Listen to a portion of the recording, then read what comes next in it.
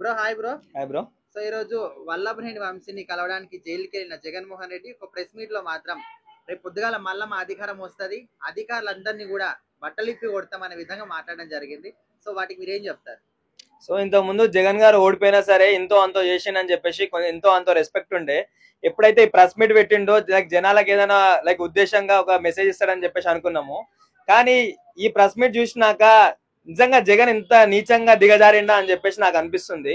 So ఏ విధంగా చూసుకున్నా అక్కడ మాట్లాడుతుండే మీ మీ హోదాల నుంచి వచ్చినోడు అది ఇదని చెప్పేసి ఇంతగానో మాట్లాడుతుండు.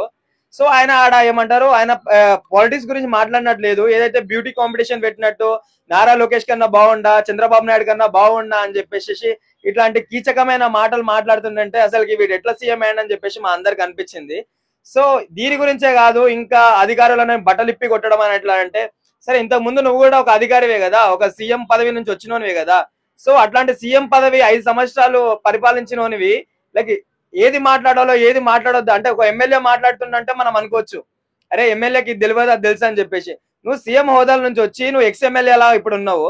సో ఏది మాట్లాడాలో కూడా నీకు తెలియట్లేదు. అంటే అధికారాలను బట్టలిప్పి తీసి కొట్టడం అని అంటే, ఇంతకు ముందు మీ అధికారం ఉన్నప్పుడు అట్లనే మిమ్మల్ని బట్టలు కూడా తీసి కొట్టిర్రా? ఎలా చూసి ఎలా మాట్లాడుకున్నా సరే ఒక ఎమ్మెల్యేకున్న క్యాండిడేట్స్ ఏమంటా, ఎమ్మెల్యేకున్న క్వాలిటీస్ కూడా నీ దాంట్లో లేవు, నువ్వు మాట్లాడలేకపోయినావు. సో నువ్వు ఏదన్నా మాట్లాడితే అరే మా జగన్ అన్న దేనికి, నీకు ఎంత మంది ఫ్యాన్స్ ఉండరు, వాళ్ళందరూ వెయిట్ చేస్తారు నీ ప్రెస్ మీట్ గురించి.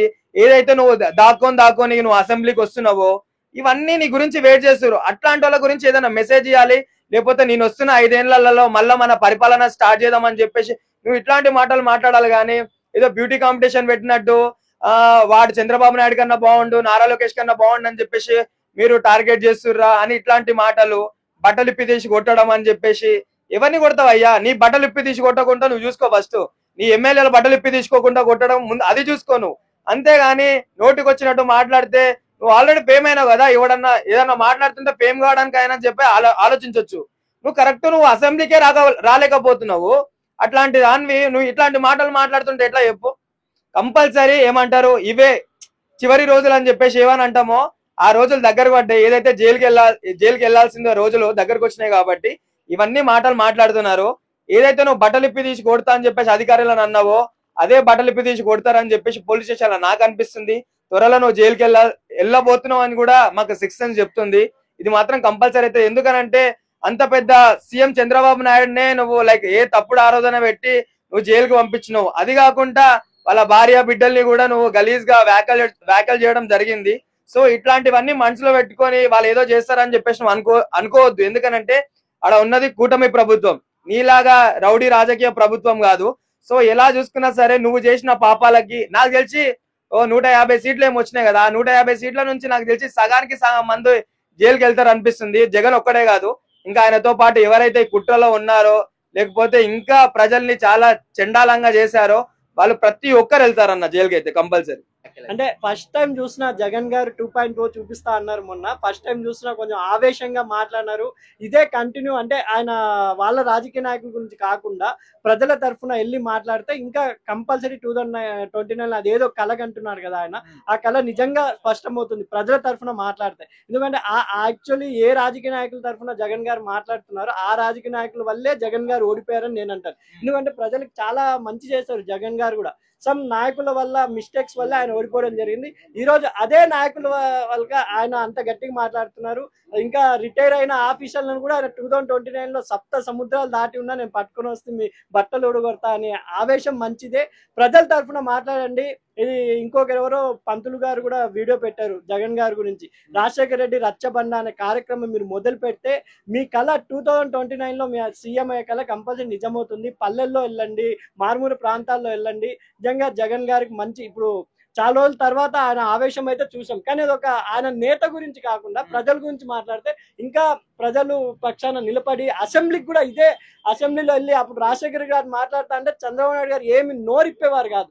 అలా జగన్ గారు కూడా మాట్లాడి టకఫార్ ఇస్తే ప్రజల్లో మంచి అరే మంచి నేతను కోల్పోయే సానుభూతి వస్తుంది. 2029 ఆయన కళ నెరవేరుతుంది నా అభిప్రాయం. ఇప్పటికి కూడా మీరు ఏ నాయకుల్ని వెనక వేసుకొచ్చారో ఆ నాయకుల గురించి కాకుండా ప్రజల గురించి ఇంత ఆవేశంగా మాట్లాడిన జగన్ గారు మీకు హ్యాట్స్ ఆఫ్ చెప్తారని నా అభిప్రాయం.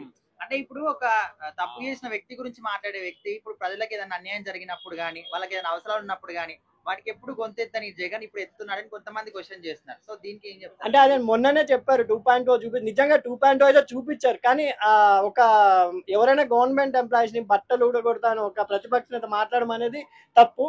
కానీ ఆయన 2029 లో గెలిచాక కూడా నేను బట్టలు ఊడగొడతా అనేది అది ఇంకా తప్పు. ఎందుకంటే ఒక సీఎం గా ఏర్పడాక అక్కడ ప్రజల సమస్యలు చూసుకోవాలి. గవర్నమెంట్ ఆఫీసులు తప్పు చేసినా జస్ట్ వాళ్ళ సెక్షన్ పరంగా ఉంటాయి. నిజంగా వాళ్ళు తప్పు చేస్తే సెక్షన్ పరంగా ఉంటాయి. బట్టలు ఇది ఎక్కడ న్యాయంలో లేదు. కాబట్టి ఎనీ జగన్ గారు ఇంత ఆవేశం మాట్లాడడం హ్యాపీ ప్రజల తరఫున. ఎందుకంటే ఒక ప్రతిపక్ష నేత ఇంకా స్ట్రాంగ్ గా తిరిగి రావడం అనేది ప్రజలు కూడా అదే కోరుకుంటారు. ఆ స్ట్రాంగ్ తిరిగి రావడం ఏదో ప్రజల తరఫున రైతుల తరఫున లేకపోతే మారుమూల ప్రాంతంలో స్కూల్స్ లేవు అవన్నీ దాని తరఫున ఆయన గట్టిగా అసెంబ్లీలో వెళ్ళి మాట్లాడితే ఇంకా ఆయనకి మంచి లాభం చేకూరుతుంది. ఆయన ఏదో కలగంటున్నారు 2029 లో వస్తాను, అది నిజంగా నెరవేరాలంటే రాజశేఖర రెడ్డి రచ్చబండ అనే కార్యక్రమం ఆయన మొదలుపెట్టి ఎలాగో పాదయాత్ర చేశారు రాజశేఖర రెడ్డి గారు, అలా ఆయన స్టార్ట్ చేస్తే బాగుంటుంది. ఎప్పుడో జస్ట్ వానాకాలం మాదిరి జస్ట్ అలా ఎండాకాలం మాదిరి రాకుండా జగన్ గారు ఇటుక మీద నుంచి కంటిన్యూగా చేస్తే నాయకుల గురించి కాకుండా నేను అదే చెప్తున్నా ప్రజల గురించి మాట్లాడితే కంపల్సరీ జగన్ ఈస్ బ్యాక్ అని ప్రతి ఒక్కరు చెప్తారు నా అభిప్రాయం.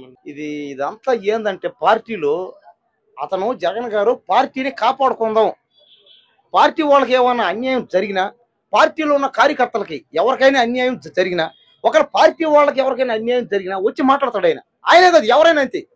అంటే ఏ పార్టీలో ఉన్న వాళ్ళు ఎవరైనా అంతే. కాబట్టి ఏందంటే కానీ ఆయన మాట్లాడింది ఏదో రకరకాలుగా అన్నాడు, కానీ కరెక్ట్ కాదు. అవును అవును అది ఏందంటే చాలా బాధగా ఉంది. ఎందుకంటే ఇలాంటి మాటలు కానీ ఏంటంటే ప్రతిపక్షంలో ఉన్నప్పుడు వాళ్ళు తప్పదనమాట. అంటే ఇప్పుడు ప్రతిపక్షంలో లాస్ట్ ఇయర్ కూడా మనం చూసుకున్నాం.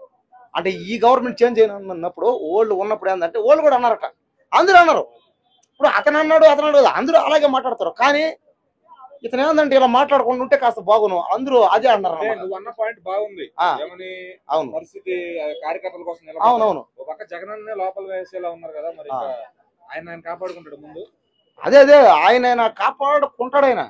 ఎందుకంటే పార్టీ వాళ్ళు ఏంటంటే వాళ్ళు పార్టీ పెట్టారంటే అతను పార్టీని నడుపుతున్నాడంటే అది సామాన్యమైన పని కాదు. అది పార్టీ ఏంటంటే పార్టీ పెట్టడం పార్టీని నడిపించడం చాలా కష్టం.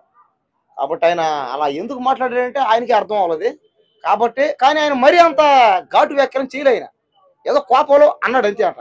ఇంకా ముందు ఇంకా అరెస్ట్ అయ్యాడని వచ్చాడు జైలు దగ్గరికి. అవును మరి అతను తప్పు చేయబట్టి అరెస్ట్ చేశారన్నమాట. అతను వెనకేసుకొస్తే ఇతను నాయకుడు అవుతాడు. అదే కానీ ఏంటంటే మనుషులు అన్నాక తప్పు చేస్తారు. చేసిన తప్పుని సరిదిద్దుకునే ఓడే మనిషి తప్పు చేయాలా తెలియక చేశానే అని బాధపడి ఆ చేసిన తప్పుని సరిదిద్దుకోవాలి. కాబట్టి మళ్ళీ ఒక అవకాశం ఇద్దాం. ఆయన ఖచ్చితంగా ఎవరైనా సరే సరిదిద్దుకుంటాడో కాబట్టి ఖచ్చితంగా ఆయన ఇంకా మంచి పనులు చేయాలని ఎవరైనా సరే ప్రతిపక్షంలో ఉన్నా అపోజిషన్ లో ఉన్నా పదవిలో ఉన్నా వాళ్ళు పవర్లో ఉన్నా ఎవరైనా సరే అందరూ చేయాల్సిన ఒకటి ఏంది పేద ప్రజలకి మేలు చేయడం.